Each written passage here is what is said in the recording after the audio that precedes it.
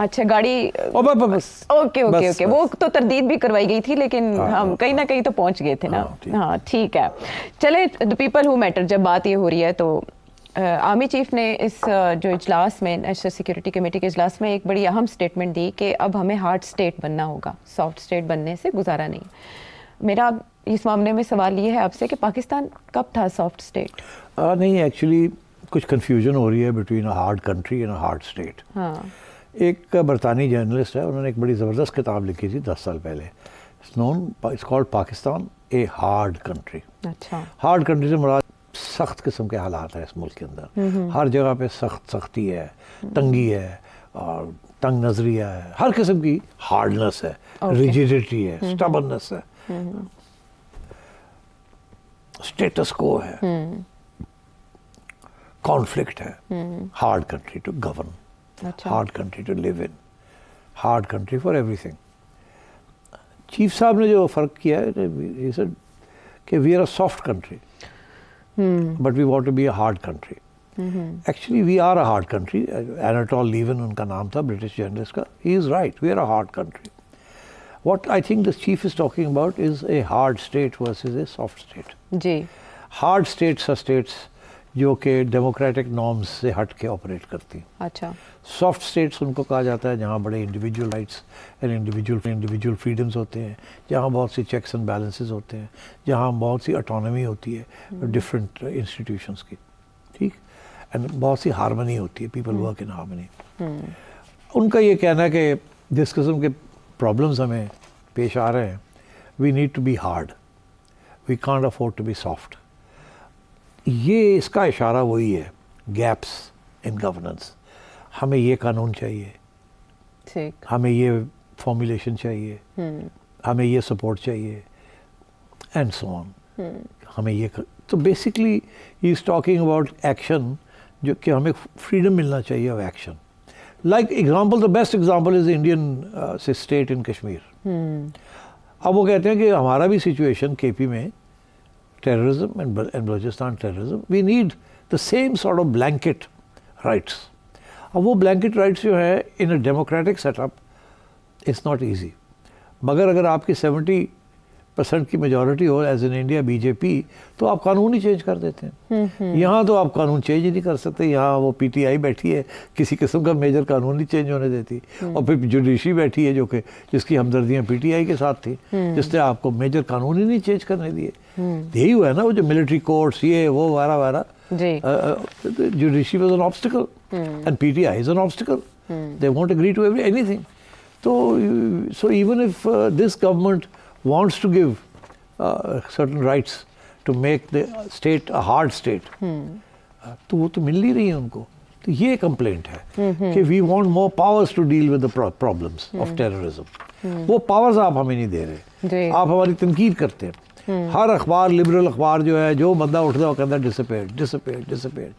वो कहते हैं हमें, मैंने अभी बताया, कानून दे दे, हम कानून के तहत लोगों को गिरफ्तार करके ले जाया करेंगे, फिर तफ्तीश करेंगे। वो अपने रूटीन के तहत उनकी बेलें होंगी या उनकी अदालत में हाजिरियाँ होंगी या जुडिशल रिमांड्स होंगे।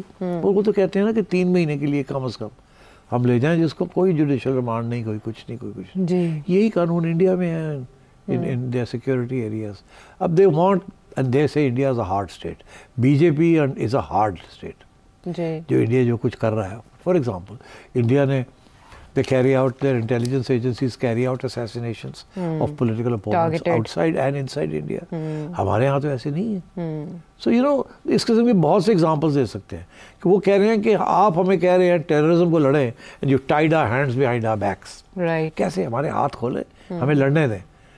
मगर हमारे प्रॉब्लम्स ये हैं कि सियासतदानों के और इंटर प्रोविंशियल कि वो प्रॉब्लम है कि वो हम नहीं राइट्स देते उनको, हम कहते हैं हम खुद कर लेंगे, हमसे होता भी नहीं है। अब या तो होता ना कि KP government is been in power since when, कि 3rd टर्म चल रही है इनकी, 3rd टर्म ऐसे ही है ना। तो क्या वहाँ तो सबसे ज़्यादा टेररिज्म हो रही है? Why can't they the province dealt with this? नहीं किया।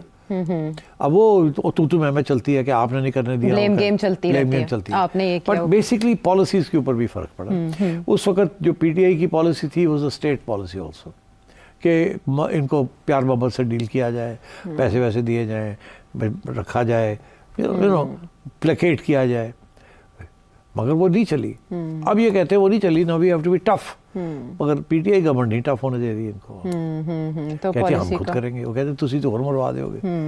और आपने किया ना पीटीआई ने, और अब इसीलिए तो उसका हवाला दिया उन्होंने कि जी हमारे यहाँ भी थे ऐसे लोग और उनको भी हम सॉर्ट आउट कर रहे हैं। That was direct. ठीक है, तो एनालिसिस ये कि हर कोई अपनी अपनी स्पेस ढूंढने की कोशिश कर रहा है। और शो में साथ देने का शुक्रिया। नेशनल सिक्योरिटी कमेटी का इजलास और उससे एक बार फिर बड़ी उम्मीद है। कुछ लोग तो 1971 की भी मिसाल देते हुए पाए गए कि उस वक्त अयूब खान साहब के खिलाफ सारी अपोजिशन जमातें इकट्ठी थी, लेकिन इंडिया ने अटैक किया तो क्या हुआ उसके बाद। और फिर APS की मिसाल देते हैं कि नवाज शरीफ साहब ने इमरान खान साहब को भी इकट्ठा कर लिया था, लेकिन अब की बार ऐसा नहीं हो सका। मेरा सवाल, मैं फिर वापस उसी जगह पर जाऊँगी। चले, इमरान खान साहब नहीं थे, नवाज शरीफ साहब बावजूद नहीं आ सके, और वज़ीर दाखिला मोहसिन नकवी साहब जिनके ऊपर सारी दाखिला की, वो उनके बारे में तो बड़ा क्लियर है कि वो बीमार रहे हैं, यही कह रहे हैं कि ही वाज नॉट वेल। अच्छा, हाँ, ये तो लोग कह रहे हैं, तो ऐसा ही है? नहीं, मतलब है कि आपने माजी में 3-4 बार बताया कि भाई अगर बीमार हो जाते हैं लोग जब मंजर आम पर ना आना हो तो। हाँ, मेरा ख्याल है कुछ आधी बीमारी शायद इसी किस्म की है।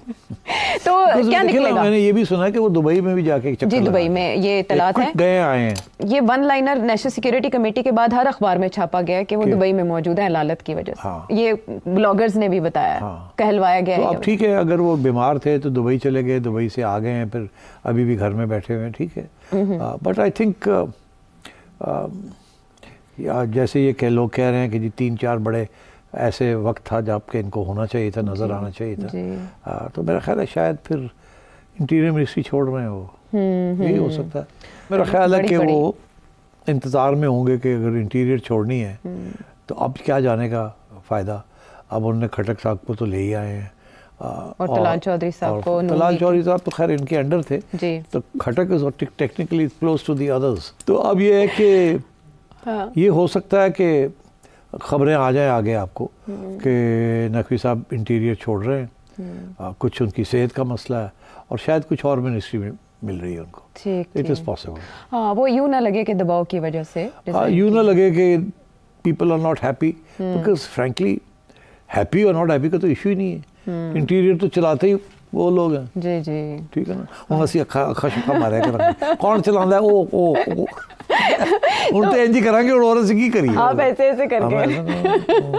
तो घाटे का सौदा तो नहीं मोहसिन साहब करेंगे? I don't think so, I don't think so. He is very close to people who matter and I think he's done a good job।